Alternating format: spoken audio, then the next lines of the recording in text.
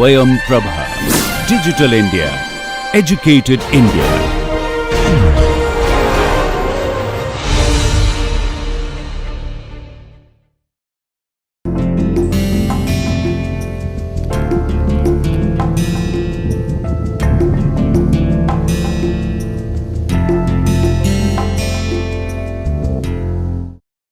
In the previous lecture, we saw how two solids, when they come in contact, apply frictional force on each other and how that affects their motion.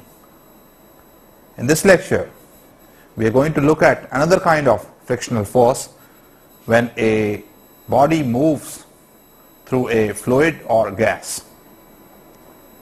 You are well familiar from Stokes' law that when a spherical body of radius a moves through a gas or fluid at speed v,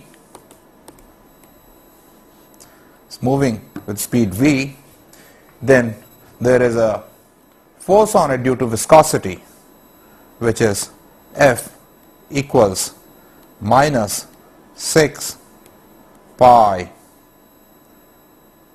a eta v. This minus sign denotes that the force is opposite to its direction of motion. Eta is the viscosity coefficient. This is one example of the drag force that any body moving through a fluid or gas experiences. Of course, this is the lowest order force. We may have forces which are proportional to V, which are proportional to V square, or higher powers. These forces oppose the motion, and in this lecture we are going to look at how to deal with these forces when they are included in the motion of a particle. The simplest one, as I said earlier, is the force which is proportional to V, and I'm going to write this as F equals minus K V, and I'm going to call it drag force. K is the coefficient of drag. Minus sign again denotes that the force is opposite to the motion, and therefore the equation of motion is going to be mr double dot mass times acceleration equals F applied, that the force that I apply from outside, minus K V, which is the drag force.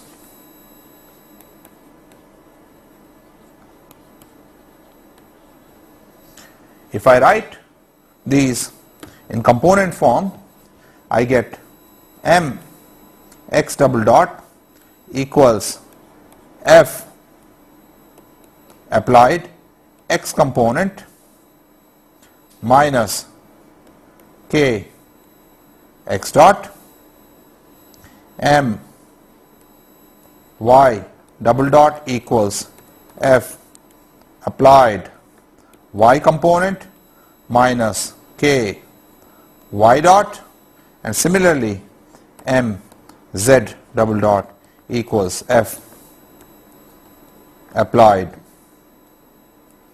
z minus K z double dot. This is the simplest of drag forces, and in the next few examples we are going to see how to incorporate this in the motion. The first example I'm going to take is going to be one-dimensional motion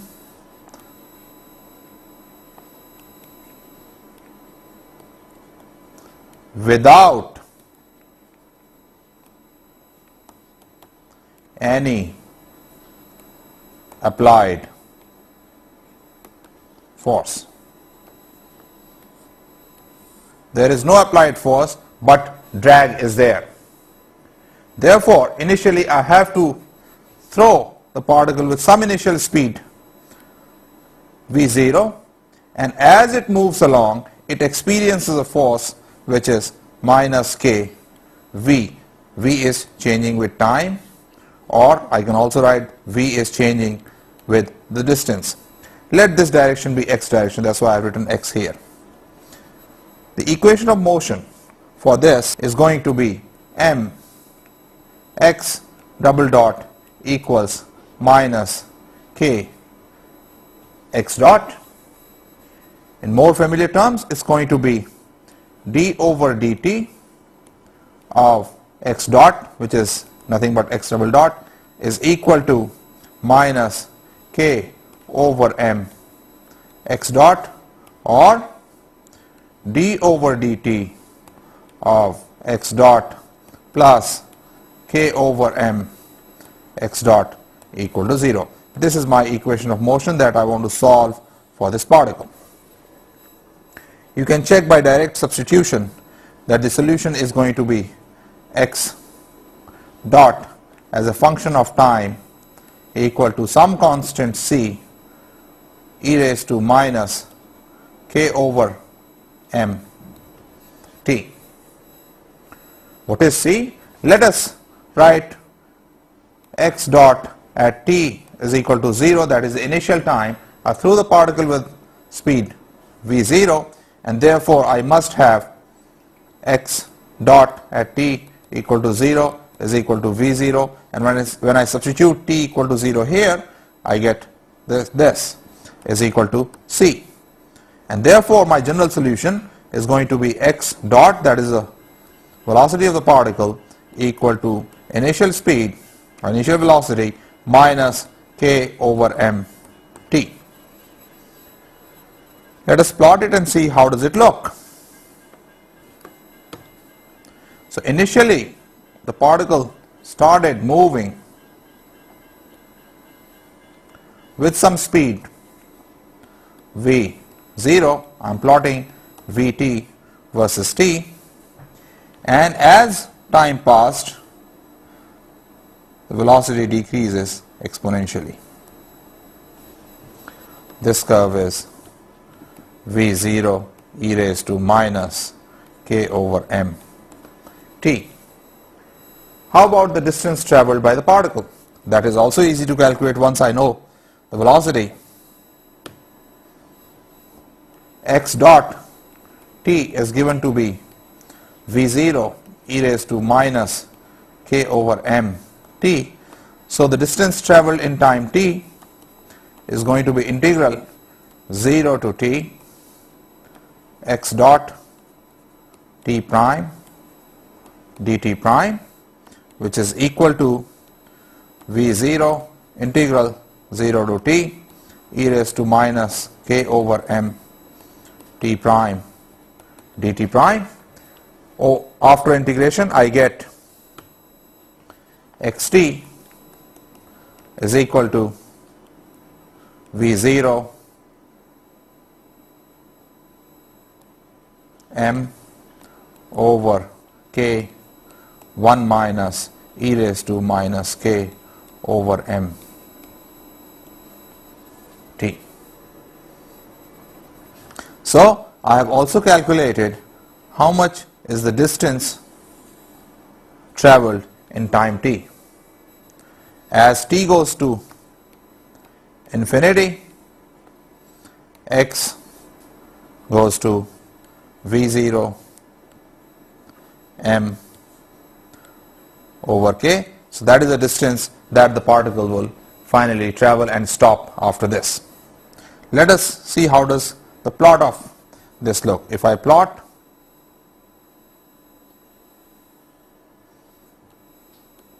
xt as a function of time, initially obviously distance traveled is 0 and slowly it moves up and goes like this. This distance being v0 m over k.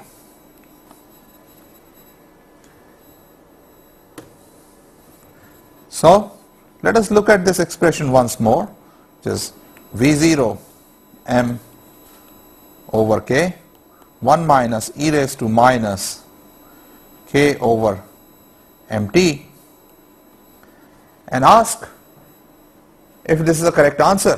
One way to check this is let k go to 0 and I should get my familiar xt equals v0 t.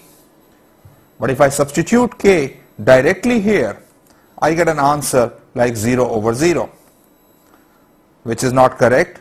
I have to be more careful and take the limit k going to 0, keeping terms up to order k in this expression and see if I get the correct answer. If I do that, I find x is equal to v0 m over k, 1 minus 1 plus k over mt. This cancels and I get v0 t, which is correct. So this is one way when you get an expression in these, when you apply these forces, you can check your answer. Next, let us consider a particle still moving in one dimension, but applied on it is a constant force. So I have a particle, I apply a constant force F again in x direction, and let there be a drag force minus kv or minus k x dot, and I want to solve I want to see how this particle moves. The equation of motion is going to be mx double dot is equal to F minus kx dot. In this case, notice that I don't really have to start by shooting a particle with some initial speed. I can start with v t equal to 0, still 0. Because I am applying a force, the particle will start moving, and this is what I want to see, how the particle moves. So this is going to be one of my initial conditions. The other one is going to be, let us also say that xt equal to 0, it starts from the origin. If I rewrite the equation, it will come out in the form of x double dot is equal to F over m minus k over m x dot, or d over dt of x dot plus k over m of x dot is equal to F over m. Notice I have already solved this problem for F equals 0. That was one dimensional motion without any force. In such situations where I have one part like this and another part like this, I can write my solution as the previously obtained solution with F equals 0, which was nothing but c e raised to minus k over m t. This was x dot of t plus a particular solution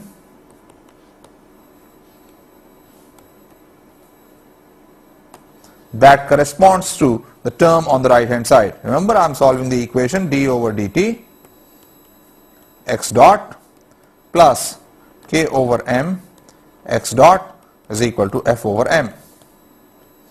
This is the solution corresponding to this part equal to 0.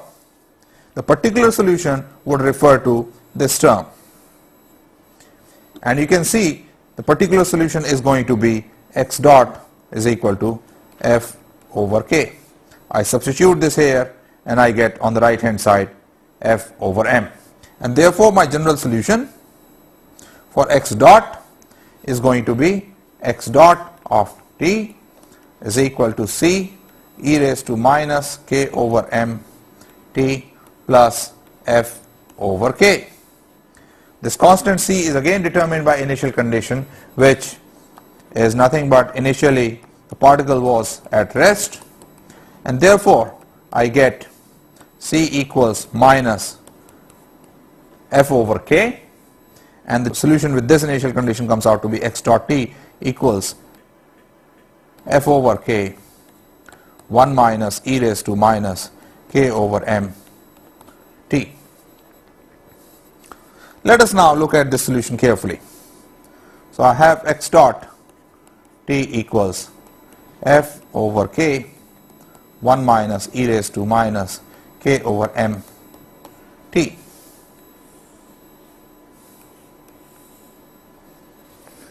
You notice as t goes to infinity, that is after a long time I have applied the force, x dot goes to F over k. This is nothing but the terminal speed. At this speed, the applied force F becomes equal to k times v terminal. The two forces balance, and therefore the particle moves with a constant speed of v terminal. If I plot this speed, I am going to get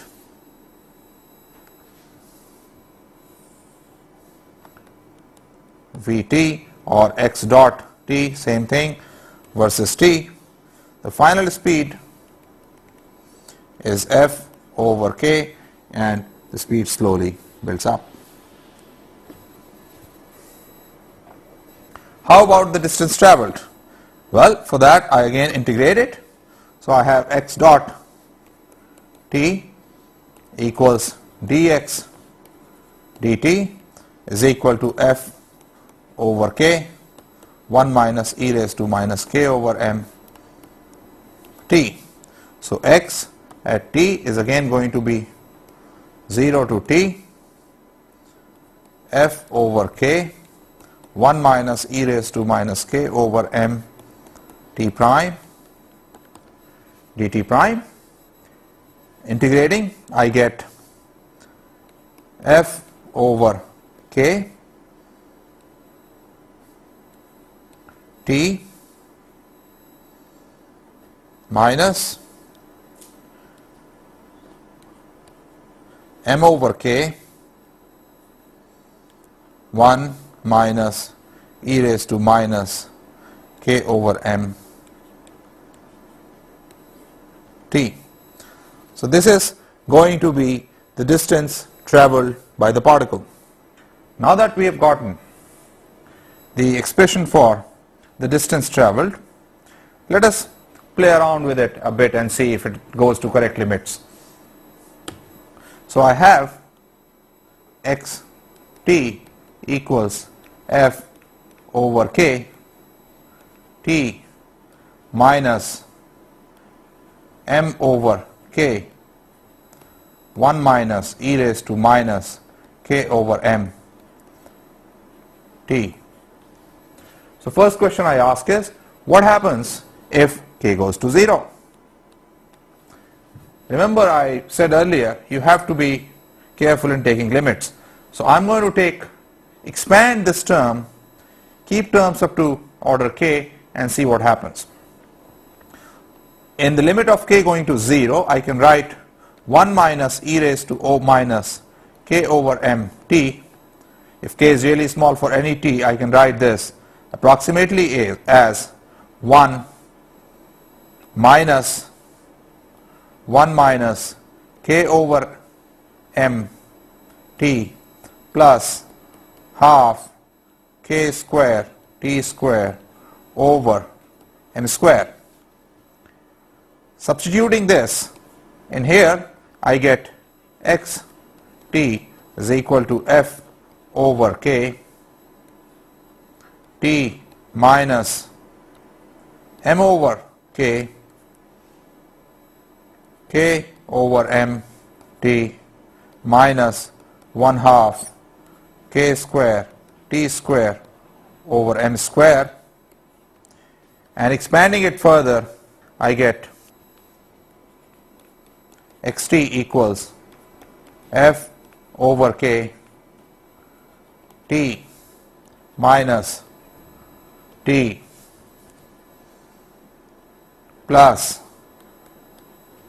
1/2 k over m t square, which is nothing but your familiar 1/2 F over m t square, which is the correct answer in the limit of k going to 0. That is, I am taking a particle and applying a constant force F, its acceleration is f over m, and then it moves distance 1/2 f over m t square in time t. Let us try to plot this and see how it goes. So xt was f over k t minus m over k 1 minus e raised to minus k over m t. Again in the limit of very small t, basically making this term very small, we just saw that xt goes as 1/2 f over m t square. How about large t? In the large t limit, this term would tend to 0, and therefore I would have xt as f over k t minus f m over k square. This is nothing but movement with a constant speed. F over k, you recall from earlier, is nothing but the terminal speed. So the particle has now, after a long time, started moving with terminal speed f over k. So therefore, if I combine the two and plot xt, is going to look like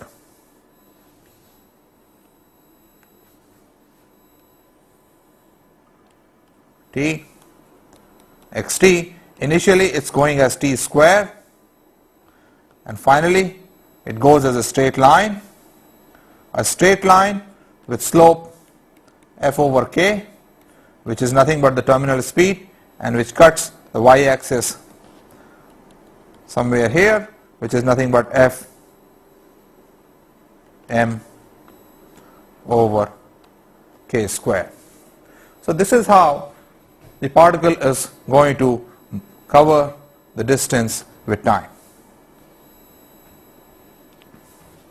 This is a problem where we applied a constant force. So the most familiar problem in everyday life of this is a ball being thrown up with, say, some initial speed v0. The problem that I just solved, I took initial speed to be 0, but suppose I throw a ball up. Then the force, and take this direction to be plus y, then the force applied is going to be minus mg, drag force is going to be minus k y dot, and the problem becomes similar to what I solved. I'll leave this as an exercise to find how long does it take for the particle to reach up, how high does it go, because I'm going to solve a slightly more complicated problem which is related to this, and that is going to be the motion in 2 dimension, the projectile motion in gravitational field. So I'm done with 1-dimensional motion now. Let us go to the 2-dimensional motion with drag force included. You're familiar with projectile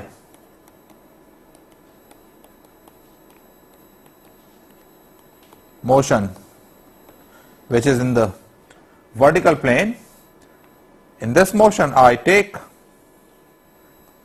a particle and project it at some angle, theta 0, from the horizontal with some initial speed v0, and without drag it follows a perfect parabola. And this problem you solved in your 12th grade. Height comes out to be v0 square sine square theta 0 over 2g. You can calculate the time, the range, and everything. What we are going to do now is make the problem slightly more complicated by including drag force in it in its simplest form. Therefore, my equation of motion for the projectile is going to be mx double dot is equal to minus k x dot because there is no horizontal applied force, and in the y direction I am going to have my double dot is equal to minus mg minus ky dot. These are my two equations of motion when I am solving for a particle which is being thrown at an angle theta 0 with initial speed v0. This I am taking to be positive y direction, this to be x direction. These two I have solved separately when I was solving the 1D problem, so that I know the solution. Mx double dot equals minus kx dot gives me x dot is equal to v initial, which in this case happens to be v0, cosine of theta 0 e raised to minus k over m t, and also x as a function of time comes out to be v0 cosine theta 0 m over k 1 minus e raised to minus k over m t. This is the motion in x direction, and this is going on concurrently with motion in y direction, for which I have m y double dot is equal to minus mg minus ky dot, or d over dt of y dot plus k over m y dot is equal to minus g. In our one-dimensional example, we have already solved this with slightly different parameters. Instead of this minus g, I had an f there. The initial velocity was 0. Here initial velocity is v0 sine theta 0. So let us solve this. For that, as I said earlier, in the case of one dimension, the general solution is going to be summation of the particular solution and the solution of the homogeneous part, and therefore y dot as a function of t is going to look like c e raised to minus k over m t minus mg over k, and c is determined by the initial condition, which is that y dot at t is equal to 0 is equal to v0 sine of theta 0, and therefore I have y dot of t is equal to v0 sine of theta 0 plus mg over k e raised to minus k over m t minus mg over k, or I can also write this as y dot of t is equal to minus mg over k 1 minus e raised to minus k over m t plus v0 sine theta 0 e raised to minus k over m t. This is how the velocity of particle in y direction varies with time. If I want to find the trajectory of the particle, that is, I want to find how does it go in the space, then I have to solve for x and y and plot them y versus x, one versus the other. However, before we find the trajectory, let us play around with the expressions for the velocities that we have already obtained. X dot t is V0 cosine of theta 0 e raised to minus k over m t, and we have just found that y dot t is equal to minus mg over k 1 minus e raised to minus k over m t plus v0 sine theta 0 e raised to minus k over m t. At this point, I may ask, how long does it take time t before y dot becomes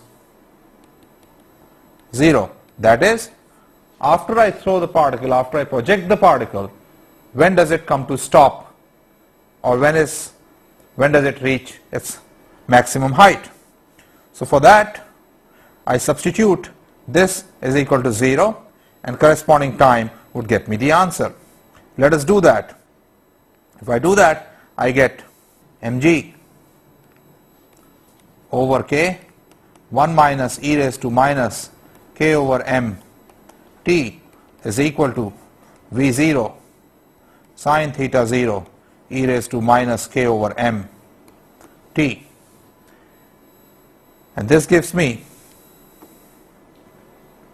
v0 sine theta 0 k over m g is equal to 1 minus e raised to minus k over m t over e raised to minus k over m t, or k v0 sine theta 0 over m g is equal to e raised to k over m t minus 1, which implies e raised to k over m t is equal to 1 plus k v0 sine theta 0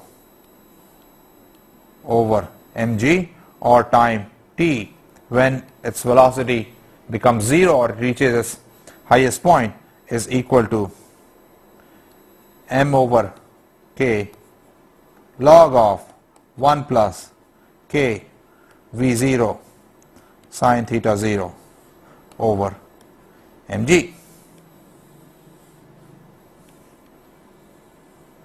Let me again ask and check my answer. Is this correct in the limit of k going to 0? Sure it is, because t is equal to m over k log of 1 plus k v0 sine theta 0 over mg. In the limit of very small k can be written as m over k expanding log, I get k v0 sine of theta 0 over mg. This cancels, and I get my familiar answer v0 sine theta 0 over g. After doing this exercise, let us go on to find the trajectory. For trajectory, what I'll do is find x and y separately and plot them. Recall that without any drag force, one could eliminate t and find x and y, a direct relationship between x and y. This is not possible in this case. So going back to our expressions, we had x dot t is equal to v naught cosine of theta 0 e raised to minus k over m t, which gives me xt is equal to m v0 cosine of theta 0 over k 1 minus e raised to minus k over m t. This is my expression for x. You are also familiar with this from the earlier part of the lecture. Similarly, I have y dot t, which is nothing but minus mg over k 1 minus e raised to minus k over m t plus V0 sine theta 0 e raised to minus k over m t. Integrating this, I get an expression for y as a function of time, and it comes out to be m V0 sine theta 0 over k 1 minus e raised to minus k over m t minus mg over k t minus m over k 1 minus e raised to minus k over m t.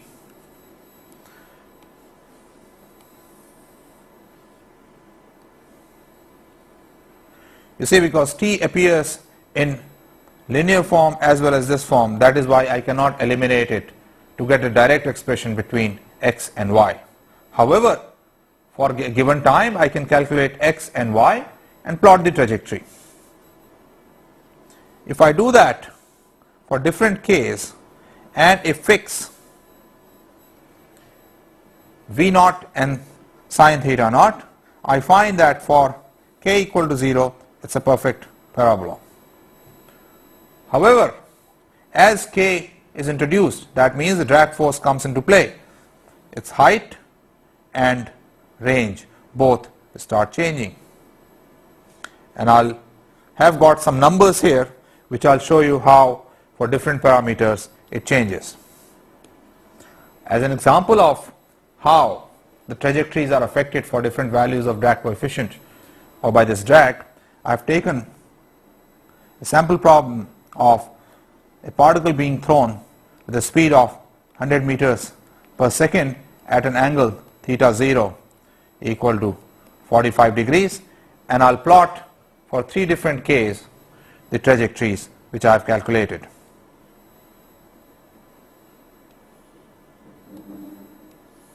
I take k is equal to 0, which is the case of no drag or no viscosity. In that case, you are well familiar that this comes out as a parabola. Its height is about 254 meters and the range comes to about 1 kilometer, 1010 meters. Now I take k to be 0.1. The trajectory changes slightly. It goes, it comes down, but not as a parabola, but something like this. Its height now reduces to 175 meters and range comes out to be 495 meters. Notice that the reduction in height is about 20%, whereas the range has gone down by about 50%. If I go further and make k equals 0.2, the trajectory becomes even more like this, with height now becoming 135 meters and the range becoming 313 meters. Again, notice that the reduction in range is much more, which is about 40%, whereas the height goes down by about 20%. So you see how introducing drag or this frictional force due to fluid or the gas affects the motion of a trajectory. This is a very important problem when we consider the motion of particles or motion of say bombs or motion of artillery pieces being thrown out, being projected in a battlefield. An interesting question you may ask at this point is, you all know from your 12th grade that if k is equal to 0, the maximum range which is attained is when theta is equal to 45 degrees. What theta for k not equal to 0? Is theta less than 45 degrees? Is theta greater than 45 degrees? The answer to this question is that theta should be slightly less than 45 degrees, because you saw that the height is not affected so much by introducing of k as the range. So what I want to do is give slightly more of x component to the velocity if I want to fire the projectile farther and farther.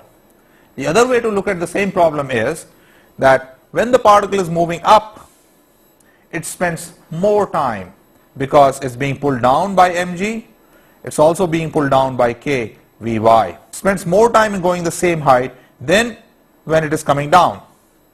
So in that time you want to cover as much distance as possible because x component of the velocity is also going down. So to attain maximum range, I should fire at theta less than 45 degrees. So far I have considered the drag force, which is proportional to the velocity and in the opposite direction, and shown you through some examples how it affects the motion. This is the simplest possible drag force. As the speed increases,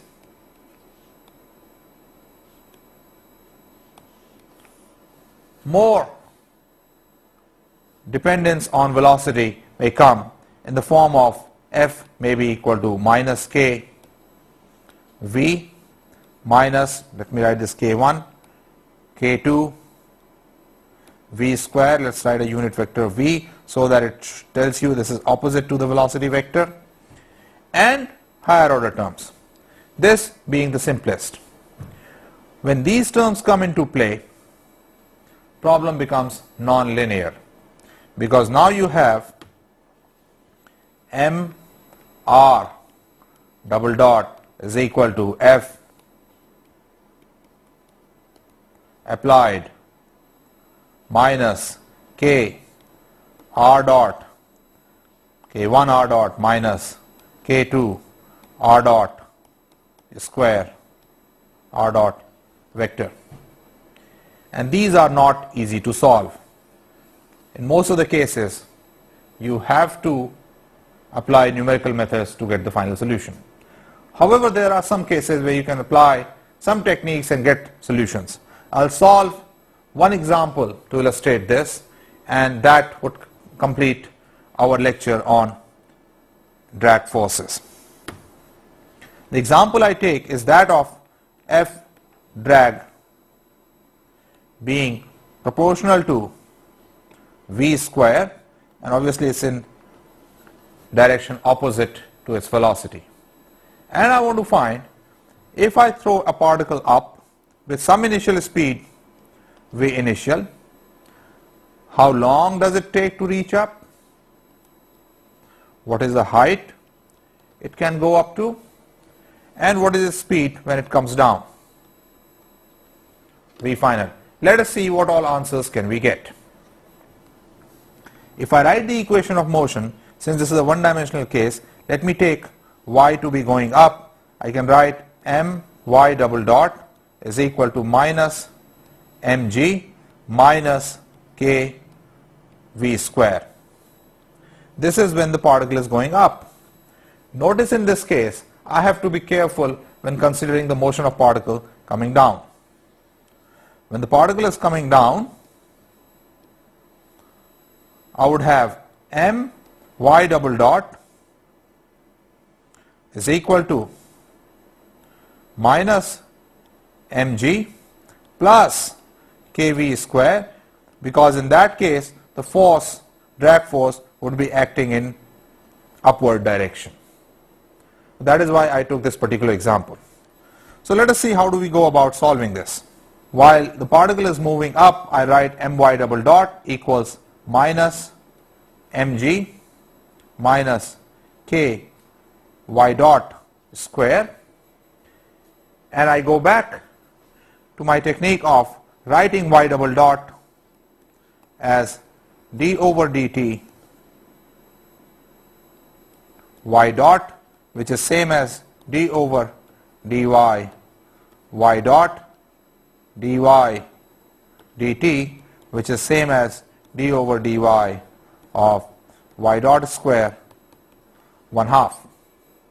And therefore, I can write my equation as 1/2 d over dy y dot square is equal to minus mg over m minus k over m y dot square. And I have 1/2 d over dy y dot square is equal to minus g minus y dot square, 1/2 d over dy y dot square plus y dot square equals minus g. I can solve for y dot square directly in terms of y. You see, I have eliminated time.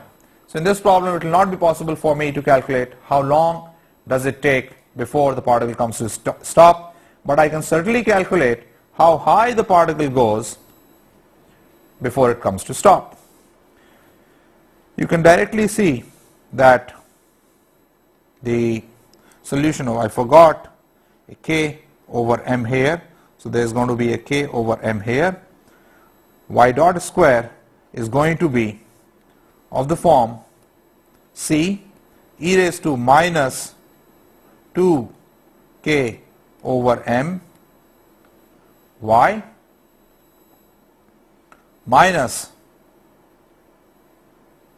m g over k. You can directly substitute this and then see, if I substitute y dot square with mg over k, it gives me minus g, and this satisfies the homogeneous part. Now to initial conditions. So I have y dot square equals some constant e raised to minus 2k over m y minus mg over k, and I know the initial velocity y dot square when y is 0 is equal to v initial square, and therefore v initial square is going to be equal to c minus mg over k, and that gives me y dot square is equal to vi square plus mg over k e raised to minus 2k upon m y minus mg over k.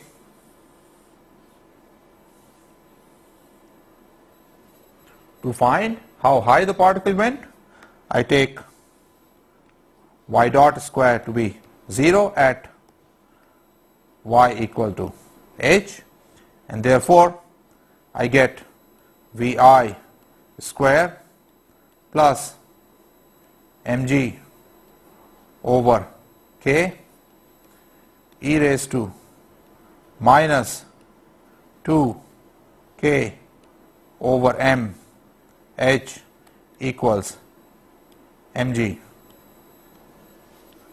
over k, and that tells me that e raised to 2k over m h is equal to 1 plus vi square k upon mg, or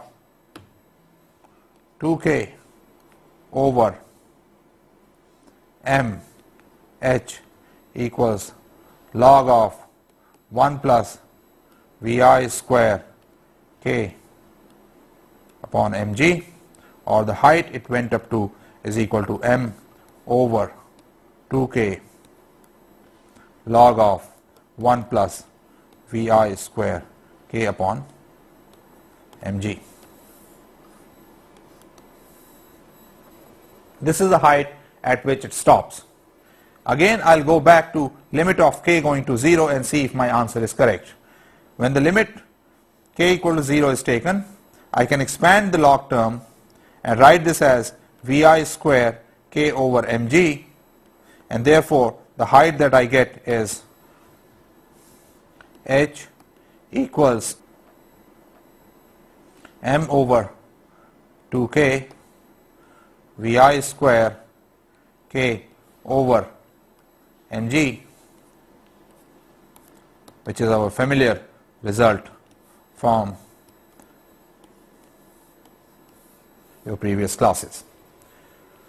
So I have calculated the height up to which the particle will go with the drag included. I'll leave it for you as an exercise that when it comes back with velocity v final, then the relationship between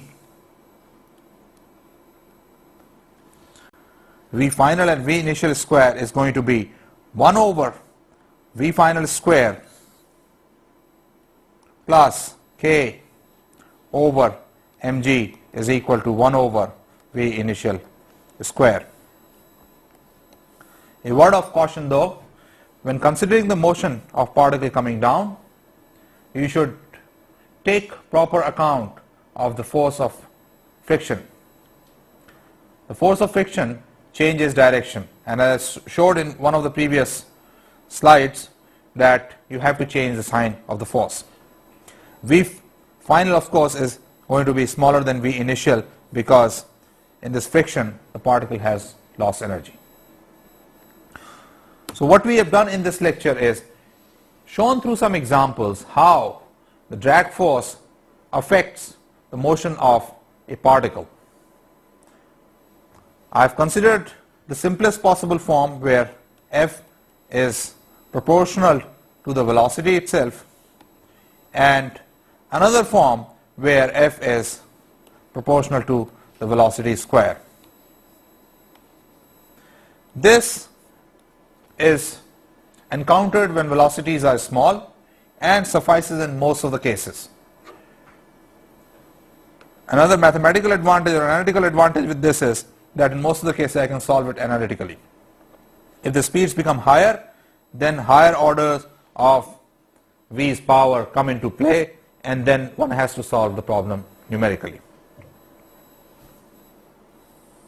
With these, we finish the first part of these lectures on engineering mechanics. In this part, I made you familiar with different coordinate systems that we use. Besides the x, y, z coordinate systems, Cartesian coordinate systems, we consider the planar polar coordinates r and phi. We considered cylindrical coordinates r, phi and z. We considered spherical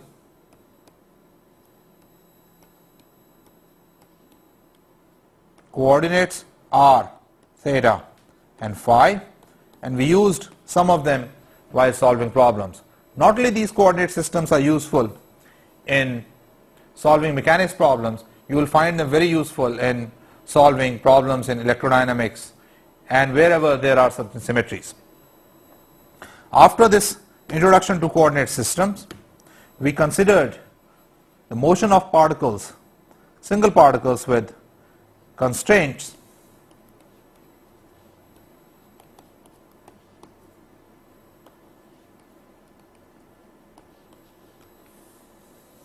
and learnt what are forces of constraints,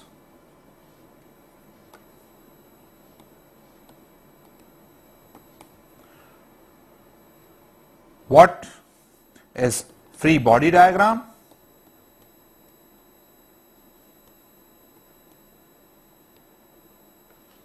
how to take constraints into account, and how to solve problems when constraints are there. Following that, we considered a very special class of forces, or the frictional forces, and took them into account when solving dynamical problems.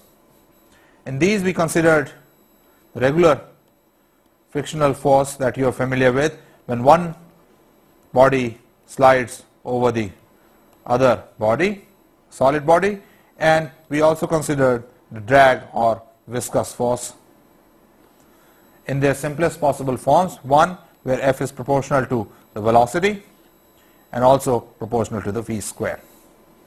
In the coming few lectures, we are now going to get more sophisticated, consider the work done by forces, do work energy theorem, and then go to many particle systems where we'll consider rigid body motion and things like those.